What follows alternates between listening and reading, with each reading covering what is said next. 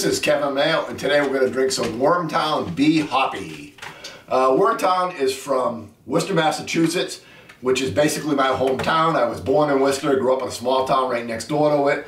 They make a big thing saying on that Wormtown is a nickname for Worcester. Never heard it called that. And by the way, it's called Worcester. It's not Worcester, Worcester. It's Worcester. B. Hoppy I.P.A. Reddish-gold, hazy, unfiltered brew. Simcoe, Columbus, Centennial, Falconers, and Cascade hops combine for a huge aroma and flavor. Whole leaf hop backing and dry hopping twice in short aromatics that are in your face. Couple that with an obscene amount of kettle hops that should make hopheads love this West Coast style IPA. The smiley face created by Harvey Ball and B. Hoppy IPA Worcester Originals. So, it says it's brewed in small batches, must be refrigerated, which isn't 100% true because when I bought this off the shelf, it wasn't refrigerated. I have had this before. I've had it on draft at a couple different places. I did see that Wormtown was at a Boston Beer Fest or a New England Beer Fest and won a whole bunch of medals. I mean, they really dominated it. So I don't know a lot about them other than what I've already told you. And at that point, let's go ahead and give it a crack. And give it a pour. As always, if you like the reviews, please subscribe. Go ahead and ask some questions or leave some comments. We'll always respond. And we're always looking for new friends. Not an overly aggressive, I mean, I had to aggressively pour to get some head out of this. It's about a finger, yeah, probably a finger ahead. They did say it's unfiltered. It's definitely hazy. It's more of a dark yellow. A lot of IPAs tend to be very orangey. This one is a very dark yellow. I'm going to bring it up to the camera here. Shine a little light on it. See if we can get it to focus. So that's what it looks like. Just some lazy screaming bubbles. And let's do the aroma test.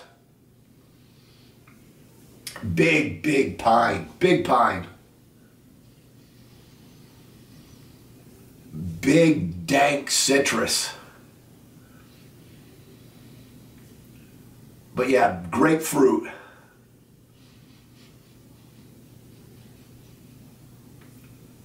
Yeah, just I've already said it, but just massive amounts of pine on this. Do get a little bit of the underlying malt. I'm getting a little bready underneath.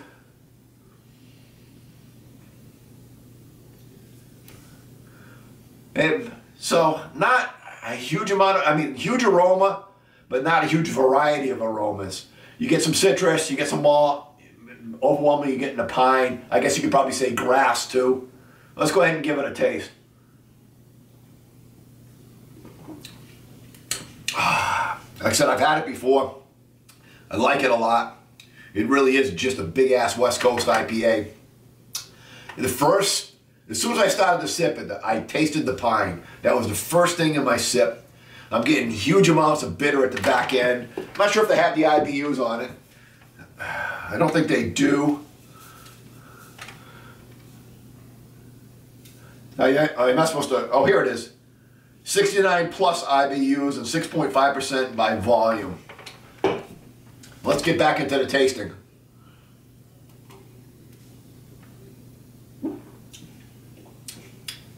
Pine, bready undertone, citrus.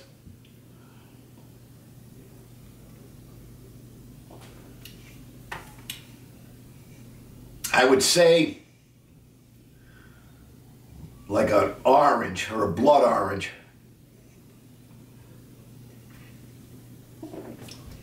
Massive back of your throat, bitterness at the end of it. Really quite refreshing. Not any resin on the tongue, hardly any at all. Doesn't seem to really be particularly drying on the back end. I would say this is more balanced than some West Coast IPAs. But I wouldn't call it, I guess maybe it's better to call an East Coast IPA.